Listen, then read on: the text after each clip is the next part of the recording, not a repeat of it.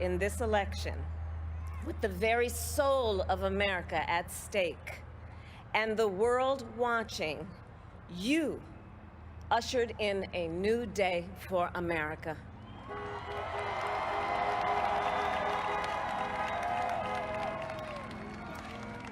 To our campaign staff and volunteers, this extraordinary team, thank you for bringing more people than ever before into the democratic process. And for making this victory possible. To the poll workers and election officials across our country who have worked tirelessly to make sure every vote is counted, our nation owes you a debt of gratitude.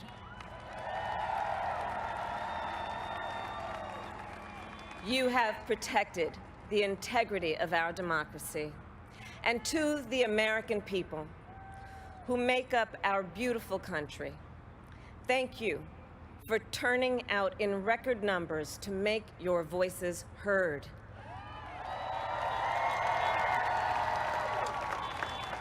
And I know times have been challenging, especially the last several months. The grief, sorrow, and pain, the worries and the struggles.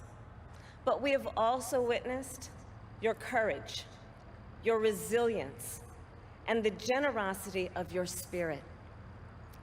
For 4 years, you marched and organized for equality and justice, for our lives and for our planet.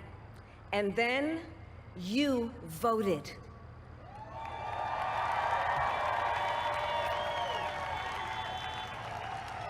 And you delivered a clear message. You chose hope and unity, decency, science, and yes, truth.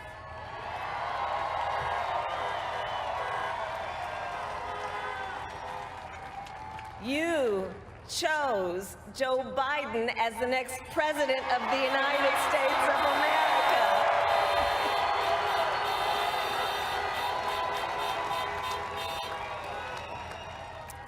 And Joe is a healer, a uniter, a tested and steady hand, a person whose own experience of loss gives him a sense of purpose that will help us as a nation reclaim our own sense of purpose. And a man with a big heart who loves with abandon. It's his love for Jill, who will be an incredible First Lady.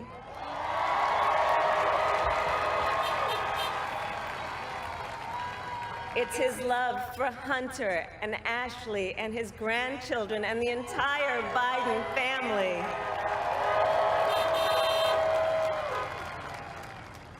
And while I first knew Joe as vice president, I really got to know him as the father who loved Bo, my dear friend who we remember here today. And to my husband, Doug,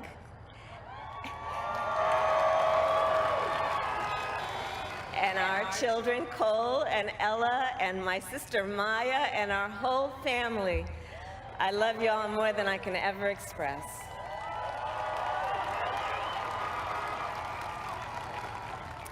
We are so grateful to Joe and Jill for welcoming our family into theirs on this incredible journey. And to the woman most responsible for my presence here today, my mother, Shamala Gopalan Harris, who is always in our hearts. When she came here from India at the age of 19, she maybe didn't quite imagine this moment, but she believed so deeply in an America where a moment like this is possible. And so I am thinking about her and about the generations of women, Black women,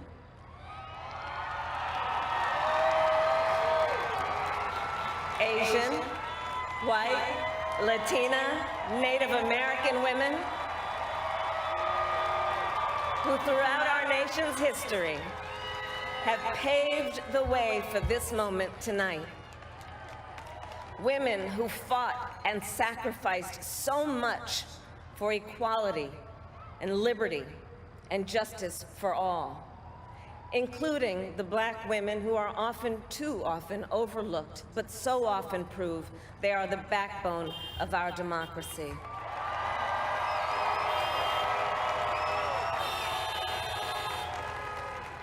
All the women who have worked to secure and protect the right to vote for over a century, 100 years ago with the 19th Amendment, 55 years ago with the Voting Rights Act, and now in 2020 with a new generation of women in our country who cast their ballots and continued the fight for their fundamental right to vote and be heard.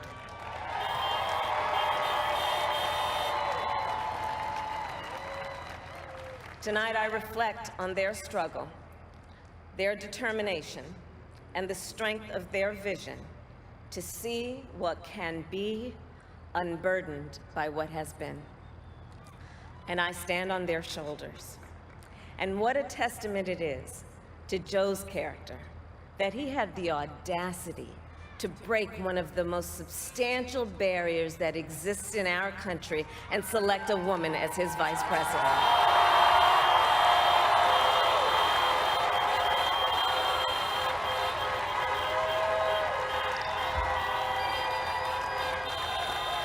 But while I may be the first woman in this office, I will not be the last.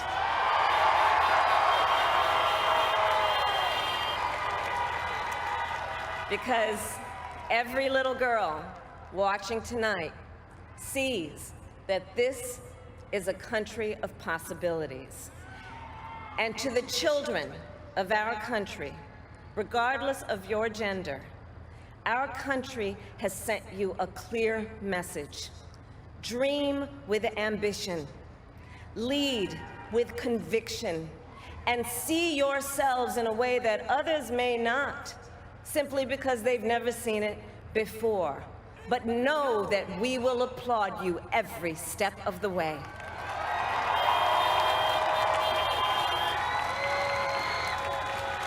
And to the American people, no matter who you voted for, I will strive to be a vice president, like Joe was to President Obama, loyal, honest, and prepared, waking up every day thinking of you and your family.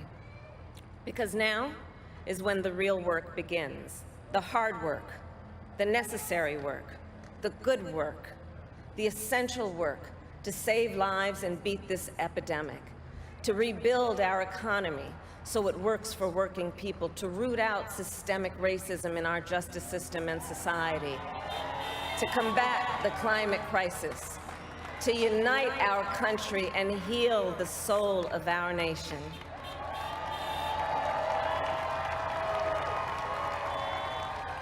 And the road ahead will not be easy, but America is ready.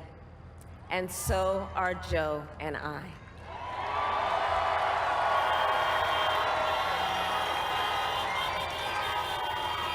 We have elected a president who represents the best in us, a leader the world will respect and our children will look up to, a commander-in-chief who will respect our troops and keep our country safe, and a president for all Americans.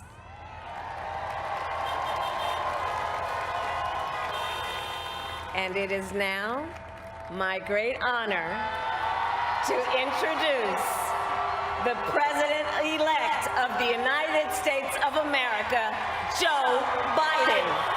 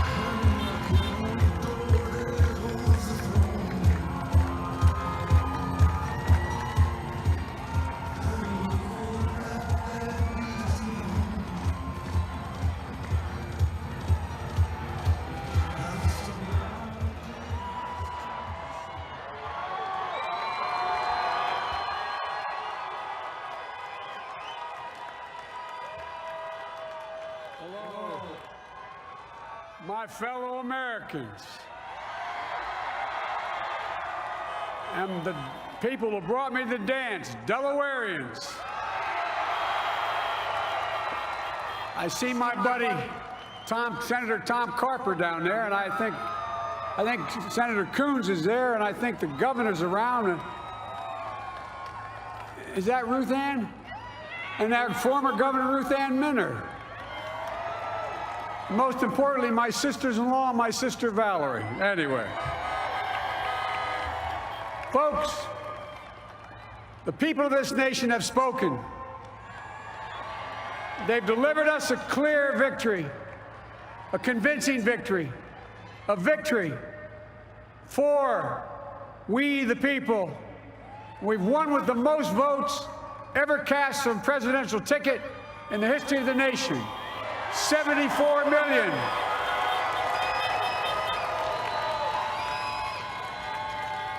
What I must admit has surprised me. Tonight, we're seeing all over this nation, all cities and all parts of the country, indeed across the world, an outpouring of joy, of hope, renewed faith in tomorrow, bring a better day. And I'm humbled by the trust and confidence you've placed in me.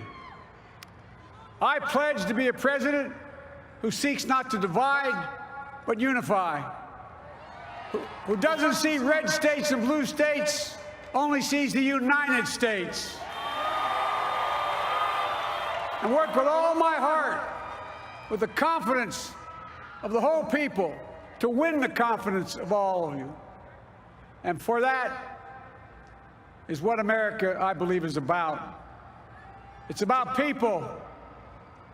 And that's what our administration will be all about. I sought this office to restore the soul of America, to rebuild the backbone of this nation, the middle class, and to make America respected around the world again, and to unite us here at home. It's the honor of my lifetime that so many millions of Americans have voted for that vision. And now, the work of making that vision is real. It's a task, the task of our time. Folks, as I said many times before, I'm Jill's husband. And I would not be here without her love and tireless support of Jill, and my son Hunter, and Ashley, my daughter, and all our grandchildren, and their spouses, and all our family. They're my heart. Jill's a mom, a military mom, an educator. And she has dedicated her life to education. But teaching isn't just what she does, it's who she is. For American educators, this is a great day for y'all.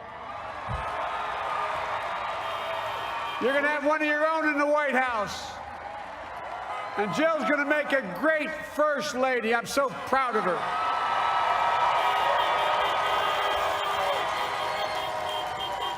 And I'll have the honor of serving with the fantastic Vice President who you just heard from, Kamala Harris,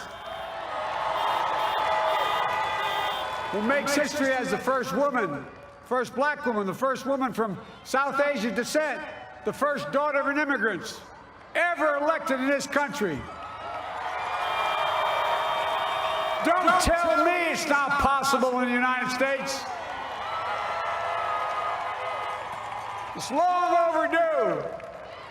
And we're reminded tonight of those who fought so hard for so many years to make this happen. But once again, America's bent the arc of the moral universe more toward justice. Kamala, Doug, like it or not, your family, you become an honorary Biden, there's no way out. So all those of you who volunteered and worked the polls in the middle of this pandemic, local elected officials, you deserve a special thanks from the entire nation. And to my campaign team and all the volunteers, and all who gave so much of themselves to make this moment possible, I owe you. I owe you. I owe you everything. And to all those who supported us, I'm proud of the campaign we built and ran. I'm proud of the coalition we put together, the broadest and most diverse coalition in history. Democrats, Republicans, Independents, progressives, moderates, conservatives, young, old, urban, suburban, rural, gay, straight, transgender, white, Latino, Asian, Native American. I mean it, especially those moments, and especially those moments when this campaign was at its lowest ebb. The African American community stood up again for me. You've always had my back, and I'll have yours. I said at the outset, I wanted to represent this campaign to represent and look like America.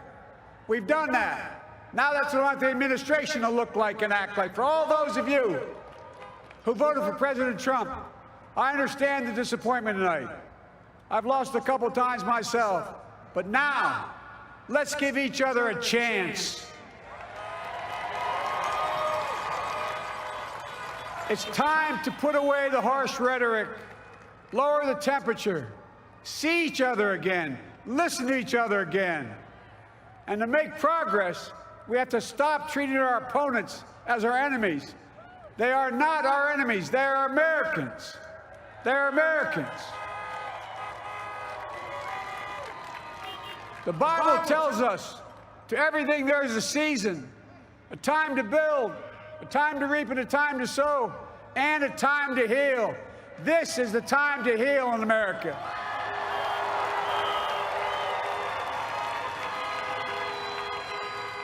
Now this campaign is over. What is the will of the people? What is our mandate? I believe it's this. Americans have called upon us to marshal the forces of decency, the forces of fairness, to marshal the forces of science and the forces of hope in the great battles of our time. The battle to control the virus, the battle to build prosperity, the battle to secure your family's health care, the battle to achieve racial justice and root out systemic racism in this country, and the battle to save our planet by getting climate under control, the battle to restore decency, defend democracy, and give everybody in this country a fair shot. That's all they're asking for, a fair shot. Folks, our work begins with getting COVID under control. We cannot repair the economy, restore our vitality, or relish life's most precious moments, hugging our grandchildren, our children, our birthdays, weddings, graduations, all the moments that matter most to us until we get it under control.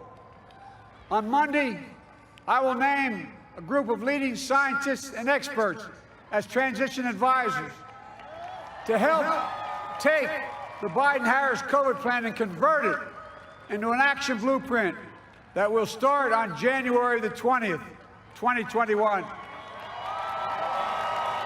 That plan will be built on bedrock science. It will be constructed out of compassion, empathy, and concern. I will spare no effort, none, or any commitment to turn around this pandemic. Folks, I'm a proud Democrat, but I will govern as an American president. I'll work as hard for those who didn't vote for me as those who did. Let this grim era of demonization in America begin to end here and now.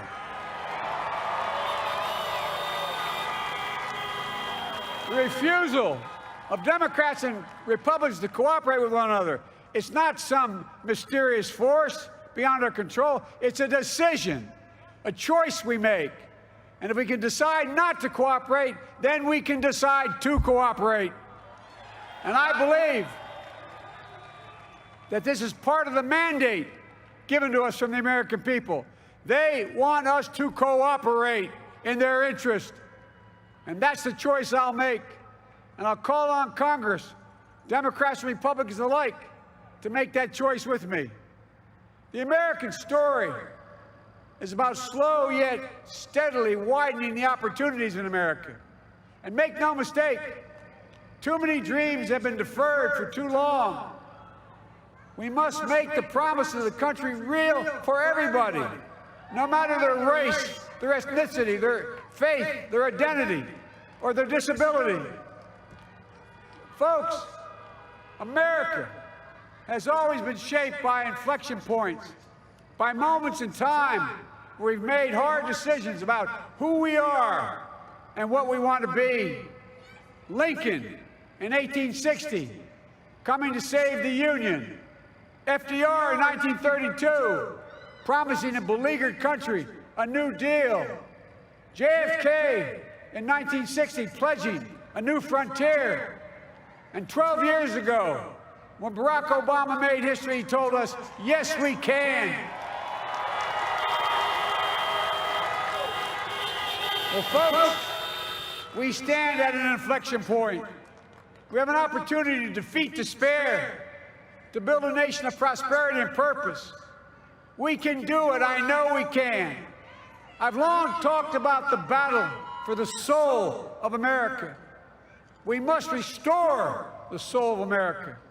Our nation is shaped by the constant battle between our better angels and our darkest impulses. And what presidents say in this battle matters. It's time for our better angels to prevail. Tonight, the whole world is watching America. And I believe at our best, America is a beacon for the globe. We will lead not only by the example of our power, but by the power of our example. I've always believed, many of you heard me say it, I've always believed we can define America in one word: possibilities. That, in America, everyone should be given an opportunity to go as far as their dreams and God-given ability will take them. You see, I believe in the possibilities of this country. We're always looking ahead to an America that's freer and more just, ahead to an America that creates jobs with dignity and respect, ahead of America that cures diseases like cancer and Alzheimer's, ahead to an America that never leaves anyone behind, ahead of America that never gives up, never gives in. This is a great nation. It's always been a bad bet to bet against America. We're a good people. This is the United States of America, and there's never been anything we've been not able to do when we've done it together. Folks, in the last days of the campaign, I began thinking about a hymn that means a lot to me and my family, particularly my deceased son, Bo. It captures the faith that sustains me and which I believe sustains America. And I hope it can provide some comfort and solace to 230,000 Americans who've lost a loved one to this terrible virus this year. My heart goes out to each and every one of you. Hopefully this hymn gives you solace as well. And it goes like this: and he will raise you up on eagle's wings, bear you on the breath of dawn, and make you to shine like the sun, and hold you in the palm of his hand. And now together, on eagle's wings, we embark on the work that God and history have called upon us to do. With full hearts and steady hands, with faith in America and in each other, with love of country, a thirst for justice, let us be the nation that we know we can be. A nation united, a nation strengthened, a nation healed. The United States of America, ladies and gentlemen, there's never been anything we've tried we've not been able to do. So remember, as our grandpapa used to say when I walked out of his home when I was a kid up in Scranton, he said, "Joey, keep the faith." And our grandmother, when she was alive, she yelled, "No, Joey, spread it. Spread the faith. God love you all. May God bless America, and may God protect our troops." Thank you, thank you, thank you.